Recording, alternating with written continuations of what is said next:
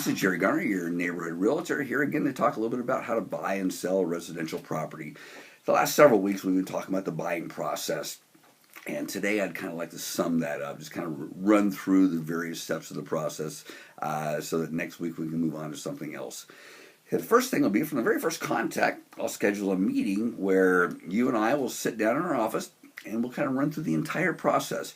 I don't want any surprises. I want you to know what's going to happen first, what's going to happen second, how we go about this, how we write an offer, those kinds of things.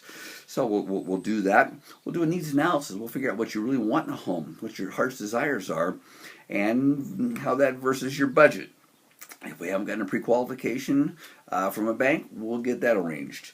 Because when we write that offer, we'll need that pre-qual to go with it. And anything else that can convince that seller to give the offer to us without offering too much money. So, in any case, we'll get that offer packaged when we find the right house. And we will send it off.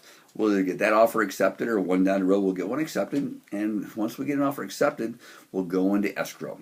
Once we do that, we need to send escrow our deposit, usually 2 to 3% of the purchase price, a few $1,000s, but generally 2 to 3% of the purchase price. Now, that money's not a risk.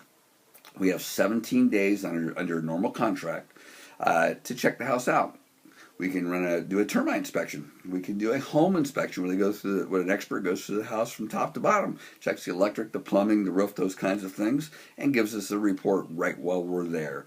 That's normally around $300. The next thing, if those look good, the bank will send out the appraiser. They'll actually appraise the property.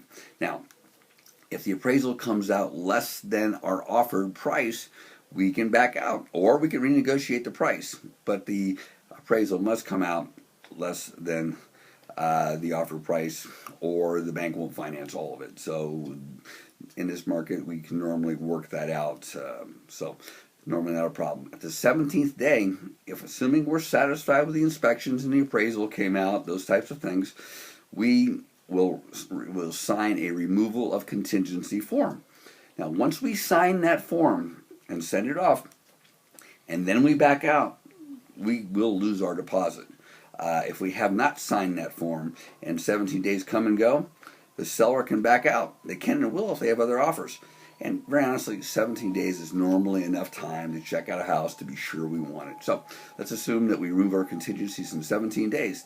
The next week or two, it seems as if not much is happening, but there's a lot going on behind the scenes. The loan's being finalized.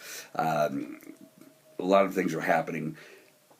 When we get to be about 5 or 6 days away from close, we'll get loan documents.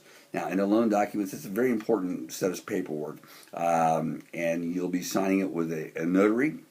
I won't be there. Loan officer won't be there, but we'll equip you to know what to look for, or what you'll know the price, what the payment should come out, what the interest rate is, what the terms are, and so you'll be able to look at those pretty quick and know that it's okay, and go ahead and get that signed. A couple days later, 3 or 4 days before close, we'll actually go back out to the property, not to find new problems, but to make sure anything they promised to do is done, and if there's not been any vandalism or nobody stole a kitchen sink, that the house is relatively the same condition it was when we did our inspections. Okay, assuming it is, we'll sign that off, and we'll get to about a day before close. I'll get a phone call from the escrow company saying, gee, the loan has funded. The bank sent the money to escrow. At that point, the escrow company does a lot of things. They prepare checks to pay off the current loan, any back taxes, any other liens against the property, to pay me, those kinds of things.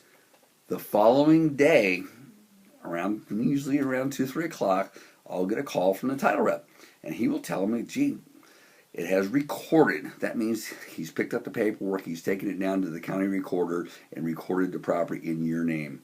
At that point in time, I'll give you a call and say, congratulations, you've bought a home. And that's pretty much the summary of the process. Now, next week, we'll move on to a different subject, and I look forward to seeing you then.